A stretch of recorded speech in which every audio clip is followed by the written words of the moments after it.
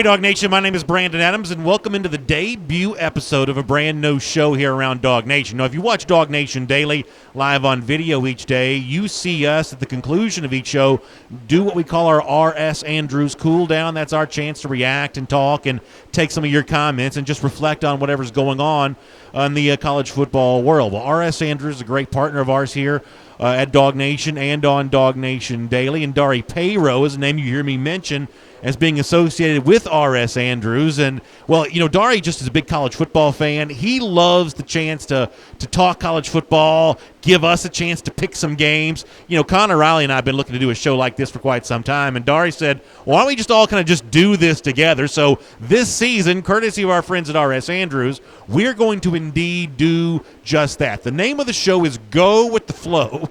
I'll explain the very unusual format of all of this for you coming up in just a minute. And the guy who's made it all possible and the guy we're looking forward to being with us and making these picks here each week is Dari Payro from R.S. Andrews. Dari, welcome into Go With The Flow for the very first time. Thank you so much for being a part of this. I hope that you're as excited about this upcoming season of making picks against the spread and talking about some of these predictions as we are.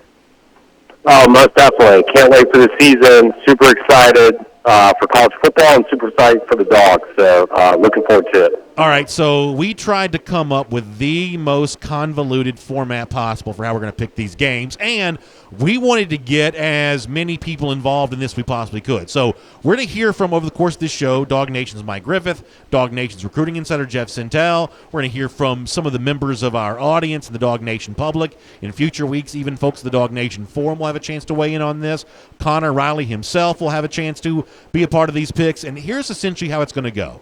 You know, when we think about R.S. Andrews, one of the things that R.S. Andrews does really well is they keep things flowing in your house, whether it be the air conditioning in your vents or the hot water coming out of your water heater through your shower, things like that. R.S. Andrews likes to keep things flowing. Well, we're going to try to keep the picks flowing here as well on the show called Go With The Flow, because when Mike Griffith makes his pick, when Jeff Sintel makes his pick, when the DawgNation audience makes its pick, Connor makes his pick, I make my pick, at that point in time, we're going to have a consensus. It's either going to be a strong consensus, a 5-0 sweep. It may be a narrow consensus, 3-2 or whatever. And Dari on this program is going to decide if he wants to go with the flow.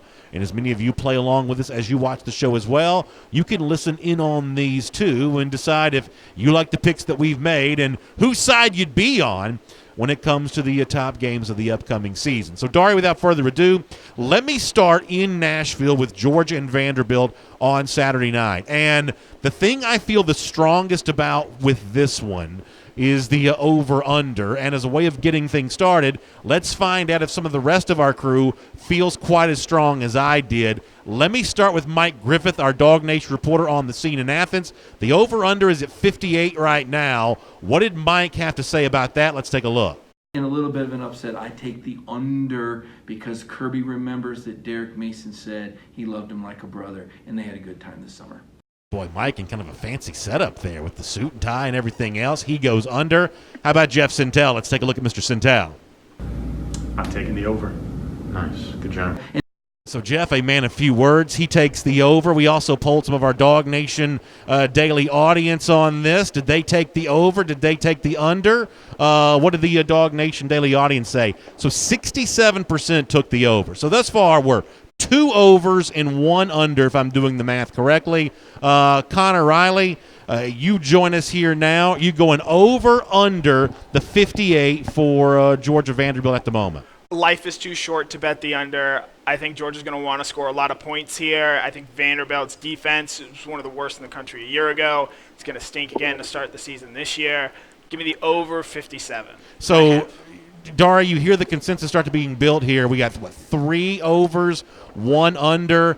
You know, if you look at some of the stats on this, Georgia's actually gone over in 6 of its last 7 road games and 6 of its last 8 games overall. So that would seem to also argue for the over here as well.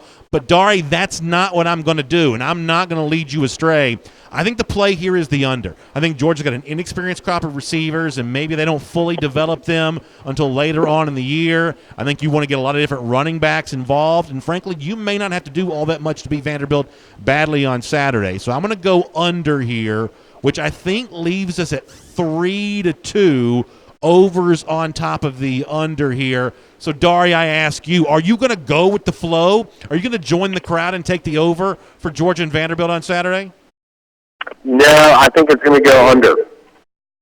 Yeah, I mean, it's close, but I'm going with under. Yeah, and tell Connor this. I mean, over's a little bit of a square play here, right? I mean, heavy favored team, night game on television. There's a lot of folks tuning in on TV. They're going to bet the over. You want to go against that, don't you? Yeah, definitely. Definitely go against the masses with any of the picks. I think it'll be under. I think there'll be some, like you said, some rust, some good fine-tuning of the offense. I think Georgia's defense is going to be really good, so I don't anticipate Vanderbilt scoring a lot of points either. So I like the under. I like Georgia to win, and I like the under. So we'll get more into our point spread pick coming up a little bit later on. Georgia sitting as a 21-point favorite. That number in some places, including our friends at MyBookie, on the verge of maybe going even higher than 21, so keep your eyes on that. We'll do that coming up a little bit later on. For now, let's look at some of the other top games around the country here this week. Ole Miss goes to Memphis. This is more of a rivalry game than you might think. The non-SEC team's actually the favorite here as well. The Tigers, a 5.5-point favorite in their own stadium against Ole Miss on Saturday. Mike Griffith, you like Ole Miss or you like Memphis minus the points? Let's hear him. Where the Memphis Tigers have staked a claim as the best team in the state of Tennessee. No, really, they've actually said that. I don't even think they're going to be the best game on the field. I'm picking an upset in this one. I'm going to take Ole Miss to beat Memphis 41-34 in Memphis. So how about Mike even giving you a score? He takes Ole Miss. Did DawgNation's recruiting insider Jeff Sintel agree? Here's what Jeff had to say about the Rebels and the Tigers. SEC school versus obviously the rivalry there. I got to go with the future of Matt Corral. Look for Jerry on early. I think Ole Miss will cover. So we got both of our guys taking Ole Miss up to this point in time, so a little bit of a clean sweep for the SEC underdog here at the moment. What about the DawgNation daily audience? Weighing in on the chance of seeing a rare instance of an SEC team on the road as a underdog against an American Athletic Conference team. Boy, 63% here also taking Ole Miss from the DawgNation daily audience as well. So thus far, it's a clean sweep in favor of the Rebels. Connor Riley, are you going underdog here? That also feels a little bit like a square play to me right now. Rule number 13, never play a game at Memphis. Ole Miss went up there a few years ago with a way more talented team, and they lost to a Memphis team. I think Memphis wins outright and covers the spread this week. Yeah, Dari, let me join Connor in this, and I don't want to pull you astray either. Ole Miss is 0-6 in its last 6 against the spread, 1-4 in its last 5 road games against the spread. And as Connor said, just 2-4 against the spread in his last 6 at Memphis. So this is a team that has a lot of trends going against it. I know it seems weird to see the American Athletic team favored over the SEC, but that, to me, is telling you everything you need to know. So I'm with Connor on this. It is 3-2 in favor of Ole Miss at the moment, but I believe the right side is the favored side right now. Are you going to go with us or are you going to go with the flow and say Ole Miss? I'm going to go with you guys. Again, I agree that Memphis is going to win the game, and they're going to cover this game. So here's what you can tell, Dari. And by the way, we're talking to Dari Payro from R.S. Andrews. We're doing R.S. Andrews Go with the Flow. The top picks of the week here from the experts. We'll use that term loosely when it comes to us. But when you're talking about experts in heating and air and plumbing, electric, we know that R.S. Andrews is truly that. It's rsandrews.com. You can find them online for a whole lot more about that. But you can hear Mike's pick. You can hear Jeff's pick. It sounds like to me they've never made a bet on a game in their life. Is that kind of what you're thinking here? I feel like they're going pretty square pick both ways around, don't you think?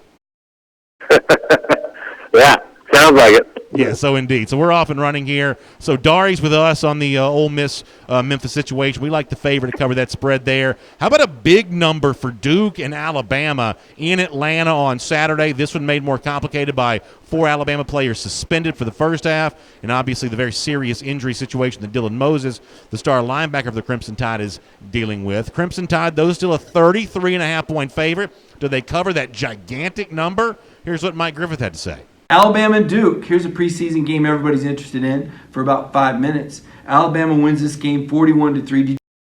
He takes Alabama there to cover the big number. Jeff Sintel, do you agree? Let's take a look. Not much to say here. Alabama could lose another 10 players due to injury and have them suspended. Alabama will cover. Alabama. boy, confident when it comes to the Crimson Tide in Atlanta. Both Mike and Jeff take them in a big way. Does the DawgNation Daily audience agree? 88% take Alabama by more than 30 points. Sometimes Connor Riley and I see the world kind of the same way. This may be an example of when we do. I think 30-plus is too much here, Connor. And I would say that before the injuries. I'd say that before the suspensions. I think 30-plus may be too much in Atlanta on Saturday night. Everyone and their mom is in on Alabama in this game. Give me Duke for that reason. Yeah, Connor, I think you're onto something. I think you want to go against the masses on this. I can also give you a couple numbers, Dari. Duke, as a plus 33.5 point underdog here, they are 6-0-1 against the spread in their last 7 Week 1 games, and they are 8-0 against the spread in their last 8 as an underdog. So David Cutcliffe, who's a very good in-game coach, has been good in Week 1 against the spread, been good as an underdog. Obviously, the Blue Devils have zero chance of winning this game. I think we would all agree on that. But when it comes to keeping it within 33.5 points, I actually like Duke to do this. So by a narrow 3-2 margin, the flow says Alabama, but Connor and I say Duke. Which side are you on here? Well, typically I would be on the side with you all taking the points and going against the masses. But in this case, I'm going to take Bama to cover the 35. My number one rule, at least in the past 5 years, is you don't bet against Bama in the spread. So I'm going to roll with them on that, and that usually pays off pretty good. That is a pretty good, I guess, rule of thumb. Alabama's typically been pretty good in almost every situation. So Dari's going to go with the flow here, and he's going to go with the Alabama Crimson Tide. We will see how that works out on Saturday. Once again, to be clear, none of us think that Duke could win the game. Keeping it closer, I guess we'll have to wait and find out. Let's head to Charlotte, North Carolina now for South Carolina against North Carolina. This one finds the Gamecocks a big favorite in the neutral site venue. I've got it at 10.5 here. Mike Griffith weighs in the Battle of the Carolinas. Which side's he on? Here's what Mike had to say. South Carolina beating North Carolina 23-20. I think Mac Brown and the Tar Heels make this game a lot closer than some people think it's going to be. But South Carolina escapes with a victory. So he takes South Carolina to win the game, but only by a field goal there. So he's going to go North Carolina plus the points. And Mac Brown's, is it re-debut? Is that how you say that when you're back at a school where you used to coach? Nonetheless, he's going with the Carolina Blue there in that one. Jeff Sintel, what say you? Future of Will Muschamp versus the future of Mac Brown. I'm going to go with South Carolina covering the spread. So Jeff takes South Carolina there. DawgNation Daily audience, what did they have to say? Weighing in on this by a percentage total of 55%. So kind of close here with the big number. They take South Carolina. So we are divided at least right now. 2 takes South Carolina. 1 takes North Carolina. Connor Riley, with that said, the floor is now yours. You know, sometimes in life the matter guy just wins the fight, and in this case, I like the matter guy Will Muschamp to win and cover. Yeah, so I actually like the idea of going the matter guy here. South Carolina's been good in season opening games over the last 6 years, 5-1 against the spread there. However, the other thing that you kind of got to pay attention to here is the total for them has gone under in 4 of their last 5 as a favorite, which sometimes would favor the lesser team finding a way to keep it close. But, Dari, here's my thing about North Carolina. I just don't think they're very good. And, South Carolina's not a perfect team, but they're going to have some talent in its defensive line. Freshman Zach Pickens probably gets involved there. They're going to, get Tavian Feaster involved in the offense. They're going to run the football. I actually think South Carolina probably wins this game by a couple touchdowns. So the flow here says South Carolina, right? So are you going to go with the flow and take the Gamecocks then? Yeah, I'm going with the flow. I concur with that. I think the Gamecock defense is too good against not that good North Carolina team. So I think they'll win by 10-plus points. And, Dari, are you with me on this, that against some other teams I might not take South Carolina because I'm not quite so sure how good that team really is, but I'm pretty sure they're at least a couple touchdowns better than North Carolina. For me, this is more about no respect for the Tar Heels in Mac Brown's first game back, more so than it is being ultra confident about South Carolina, which I'm not. I'm just pretty sure North Carolina's not bringing a ton to the table. Yeah, I would agree. And I think South Carolina's a pretty good team. Not great, but they're pretty good, and they have a good defense. So. All right, next game to pick, and this one's going to be a fun one. I'm really excited about this one. It's Oregon and Auburn in Dallas. This one's been kind of sitting, about 3.5 points for Auburn here against the Ducks. This may be the game of the weekend. Now, of course, our audience is most interested in Georgia and Vanderbilt, but the best overall game of the entire start of the season may be what happens here between the Ducks and the Tigers. So, Mike Griffith, are you leaning favorite here, or are you going with the underdog out of the Pac-12? What do you have to say? Now, this first game is in Jerry World there in Arlington against Oregon. But I like Auburn to win this football game 20-17 over the Oregon Ducks. I think Gus Malzahn, now that he's assumed the play calling duties again, I think that gives him a big edge. So I'm going to start with that game right there. 20-17, Auburn beats Oregon. So Mike giving you quite a detailed breakdown there. He's also kind of sitting there with the jacket on and his arms folded. It's almost like a story time situation for Mr. Griffith. So he takes Auburn there, minus the points, as the favorite. Jeff Sintel, DawgNation Recruiting Insider, do you agree? I'm going to go Oregon with there. I'm going to take Oregon in that one with the points. So split decision between our two well-known writers here, Mike and Jeff, on opposite sides. How about the DawgNation Daily audience, percentage-wise? What did they say? 71%. This is not an Auburn crowd, but it is an SEC homers crowd, so not a surprise that a majority of the DawgNation Daily audience takes Auburn here. So we got, 2 Auburns and 1 Oregon thus far? Now, for those of you who watch DawgNation Daily and our producer, Connor Riley, he's got a little bit of a Pac-12 bias. Connor, you going Ducks here? Michael Dyer was down. Oh, stop that. Puddles the Duck is the best costume mascot in the country. It's a ripoff of Donald Duck. I like Oregon to win this game by 10 points. Dari, before you go on with the picks, you can't let him say that the Oregon mascot is the best, costumed mascot in college football. Isn't it just a ripoff of Donald Duck? Yeah. Yeah, come on. It's a Disney character. You can't be doing that. But wait, so you're taking Oregon in this pick. All right. Dari, this one for me is more about a feel. Hard to really find a numeric edge here because I did see something that was interesting. So Auburn, y'all pay attention to this, is 4-2 in its last 6 against the spread versus Pac-12 teams. Did you know Oregon is also 4-2 in its last 6 against the spread against SEC teams? Now, none of these were all that recent. You got to go back to 2013 for the Washington State game as an example of a game Auburn didn't cover. Go back to the Chip Kelly era. You have an instance or two where Oregon's doing well against SEC foes. So none of these are within the last couple of years, but they are 4-2 in their last 6 each against the opposite conference. But for me, this comes down to Dari. No real handicapping edge here other than the fact that I just think the Auburn defense is really good. I think that Derek Brown's one of the best players in the country. I think that there's a lot around him. Gus Malzahn's a desperate coach. This is an Auburn team that I think wins this game by 2 touchdowns. Therefore, they cover this number easy. I'm going to say Auburn, which then by a 3-2 margin or a 3-2 margin puts the flow on the side of the favorite here. Are you going to go with the flow and join me in taking Auburn? Yes, I'm going to go with the flow, and I'm taking Auburn to cover. I think the front four with Derek Brown, Nick Coe, and those guys are just too good, and they're going to shut Oregon down. So if it comes late in the game, they're going to shut them down. When they need stops, they're going to get them. Yeah, I like that idea of this being a long game, one that shows up late with the Auburn defensive line. And listen, I watch every football game. While I obviously primarily pay attention to the SEC, I'm watching all the leagues. I don't think it makes me too much of an SEC homer to say that this kind of defense, the way that Auburn's going to play this year, you're not seeing a ton of that in the Pac-12, are you? No. No, and I don't even know if I think all the pressure's on Oregon because they're being hyped up this year.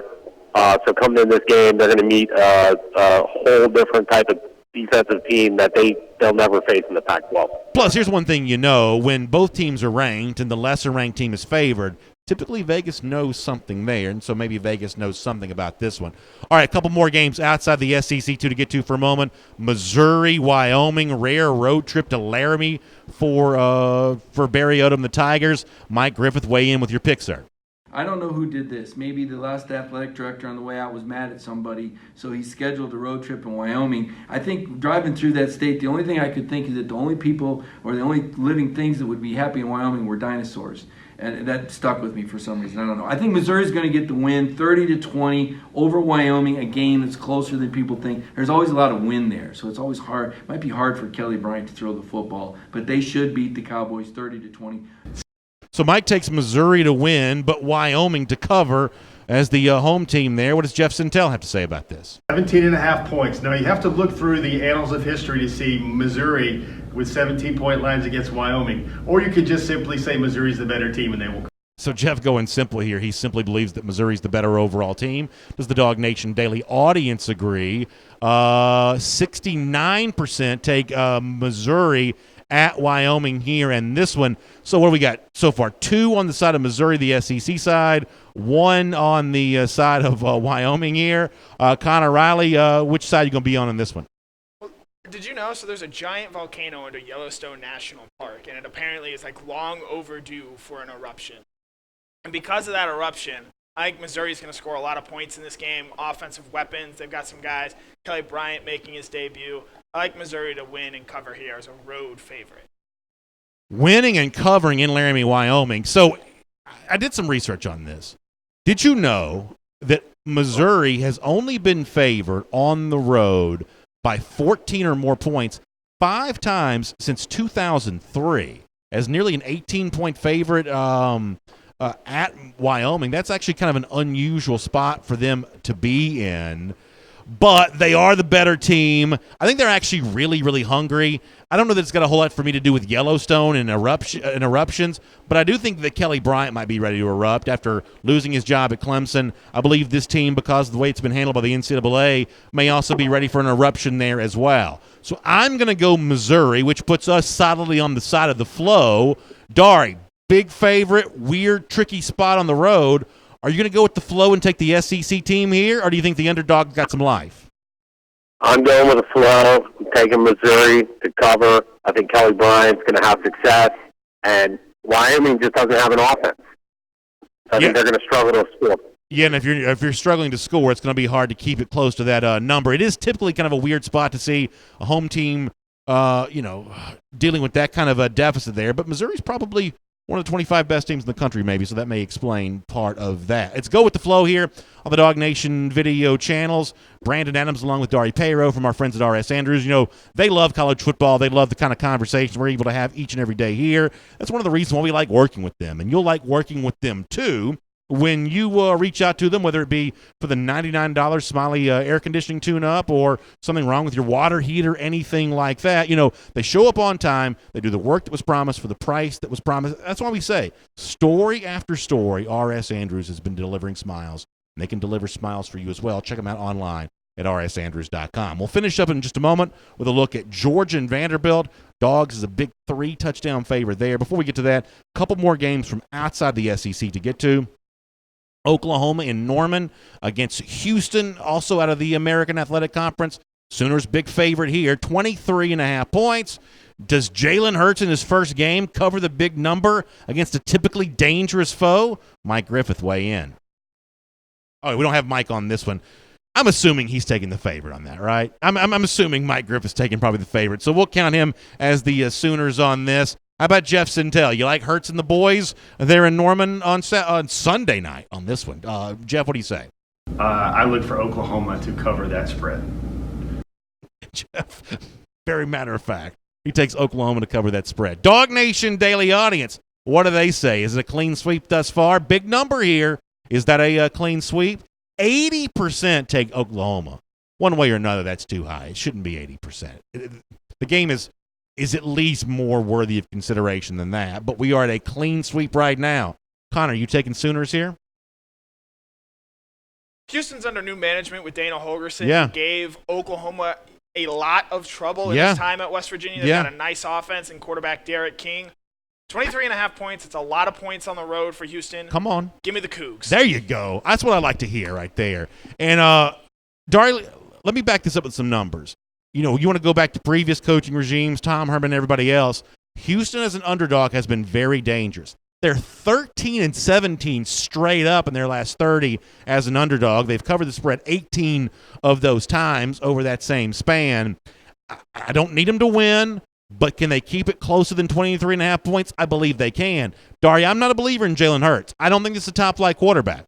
Growing pains for him in his first real game in the Lincoln Riley offense. I could see that being a possibility. This one being a little closer and kind of a sleepy Sunday night than 23.5 points. I kind of see that. I'm gonna go Houston here as well. Now the flow says Oklahoma. Connor and I say Houston as the underdog. Are you going to go with the flow and take the Sooners? No, I'm not. I'm going to take Houston. I think they're going to cover. I think this game's going to be a shootout. I think it's going to be up and down. I think Houston's going to hang.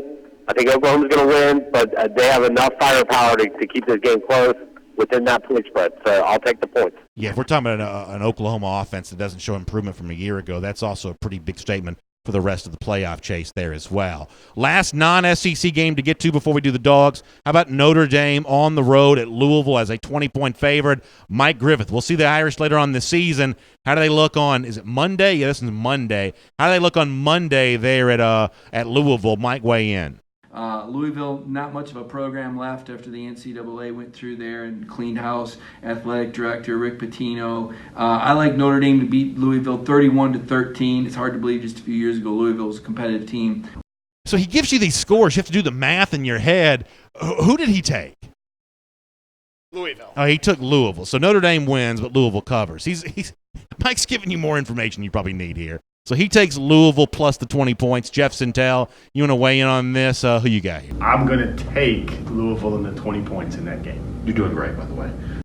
So he takes Louisville here on this. And Jeff's also a man of few words. Could Jeff's picks and Mike's picks be any different than they are? Mike's giving you a dissertation. Jeff's giving you a very straightforward answer. So we're split on that right now. DawgNation Daily audience weighs in. Which side are you on, DawgNation Daily listeners and viewers? You taking Irish? You taking Louisville? 58%.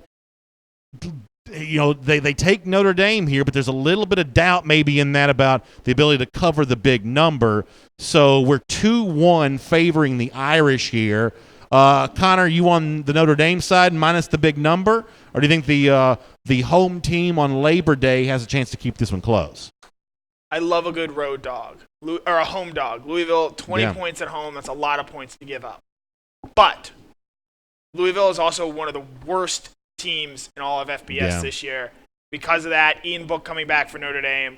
I'm feeling lucky, and give me the Irish. So here's something I got to say, Dari. You know, I'm tempted to go underdog here, but Connor actually has done a lot to talk me out of this. You know, Notre Dame hasn't been a 20-point road favorite since 2012. They're only 13, 15, and 2 in their last 30 as a road favorite overall. But I think Connor's right. Louisville's just terrible. And so I'm not a believer in the Irish, but even with 20 points, I'm not quite so sure Scott Satterfield's team has enough. That's a pretty depleted program right now. Don't like taking a big road favorite, especially in a nationally televised game, which we'll all be watching. I don't feel like I have a choice here. I got to go Notre Dame. Are you going to go with the flow? I'm taking Notre Dame to cover. Louisville's just too bad.